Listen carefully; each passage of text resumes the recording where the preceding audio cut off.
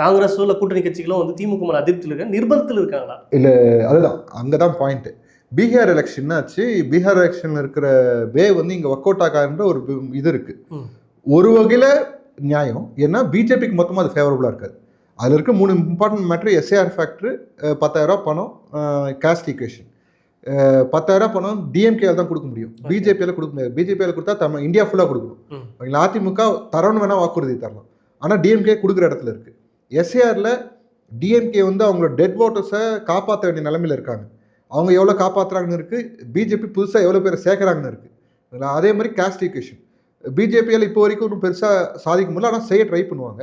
ஆனால் ஒரு சில காஸ்ட் சம்மந்தப்பட்ட கட்சிகள்லாம் வந்து டிஎம்கே கையிலையும் இருக்குது. ஸோ அப்படியே ரிஃப்ளெக்ட் ஆகும்னு சொல்ல முடியாது. ஆனால் இங்கே எதை எடுத்துக்கிறாங்கன்னா காங்கிரஸோட தோல்வியை மட்டும் எடுத்துக்கிறாங்க. காங்கிரஸோட தோல்வி எடுத்து பிரச்சாரம் பண்ணுறாங்க ஆன்லைனில். டிஎம்கே இதுதான் சான்ஸ்ன்னு சொல்லிட்டு அவங்க பண்ணுறாங்க. ஆனால் எவ்வளோ தெளிவாக செகண்ட் லெவல் லீடர்ஸ் அவங்களாம் எதுவும் விமர்சனம் பண்ண மாட்டாங்க. அது தெளிவாக செய்வாங்க. இதெல்லாம் தான் நடந்தது. அப்படியே செல்வர் பிறந்தவங்க வெளியே வந்து நாங்கள் எஃகு கோட்டைன்னு சொல்லணும், நடந்திருக்கு, பேக்ரவுண்டும் நடந்திருக்கு, வெளியே ஓப்பனாக தெரியாது.